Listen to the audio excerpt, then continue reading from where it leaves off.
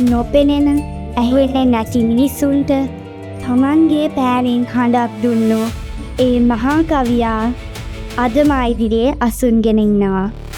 ඒ ආචාර්ය රත්නශ්‍රී විජේසිංහයන්.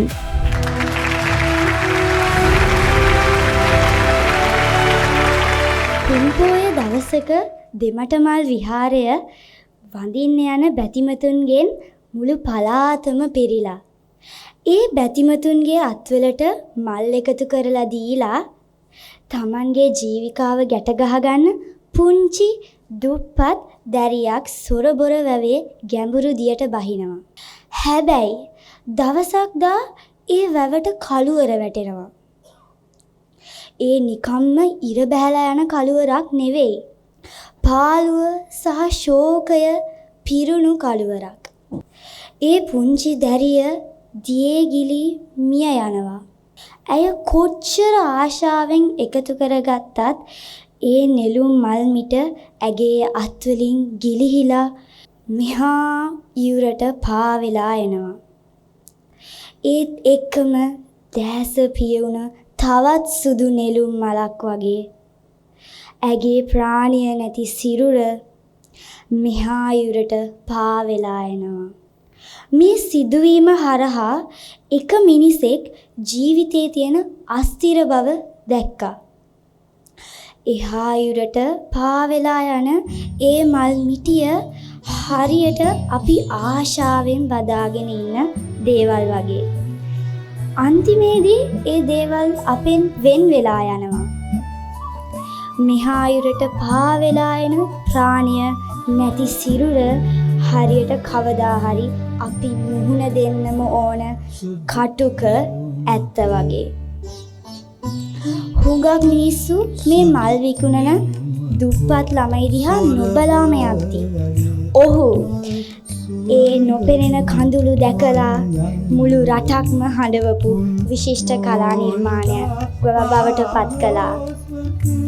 නොපෙනෙන ඇහෙන්නේ නැති මිනිසුන්ට තමන්ගේ පෑනෙන් හඬක් දුන්නු ඒ මහා කවියා අදම ඉදිරියේ අසුන්ගෙන ඉන්නවා. ඒ ආචාර්ය රත්නශ්‍රී විජේසිංහයන්. නෝනාවරුනි මහත්වරුනි, මේ ශ්‍රේෂ්ඨ සාහිත්‍ය දරයාට ගෞරව කරන්න කරුණාකර නැගී සිටින්න.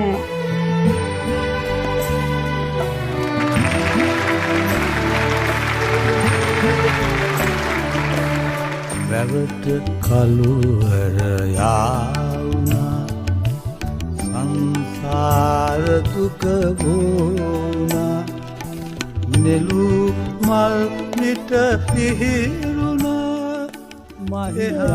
කරුණාකර අසුන් ගන්න. අපි අයිති වෙන්නේ හරිම වේගවත් පරම්පරාවකට. තිරයක් ඉස්සරහා ඉඳන් අපි දවස ගානේ හැංගීම් නැති වචන 1000ක් ටයිප් කරනවා. hina වෙන්නත් දුක් වෙන්නත් අපි දැන් පාවිච්චි කරන්නේ ඉමෝජි. මේ ඩිජිටල් ഘോഷාව ASCII වචනවල තියෙන නියම ගැඹුර බර සහ වචනවලට තියෙන සුවකිරීමේ හැකියාව දැන් අපිට අමතක වෙලා. වචන කියන්නේ නිකම්ම ශබ්දයක් හරි අකුරු ගොඩක් හරි නෙවෙයි. තවත් මිනිස්සෙගේ වේදනාව අපිට දැනෙන විදිහ කියලා ආචාර්ය රත්නශ්‍රී විජේසිංහයන් අපිට උගන්වනවා. එතුමා නිකම්ම ලස්සන පද ලිව්වේ නෑ.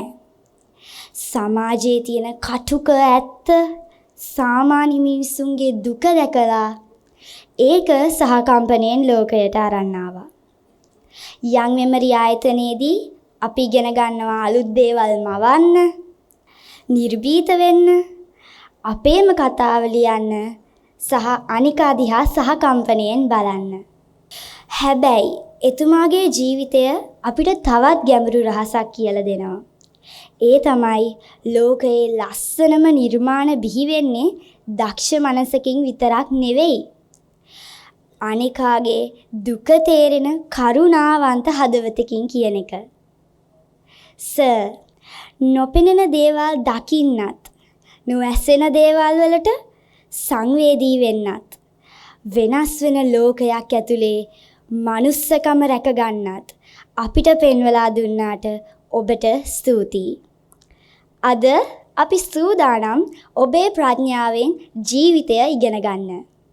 ඔබට නිදුක් නිරෝගී දීර්ඝායුෂ ලැබේවා. ස්තුතියි.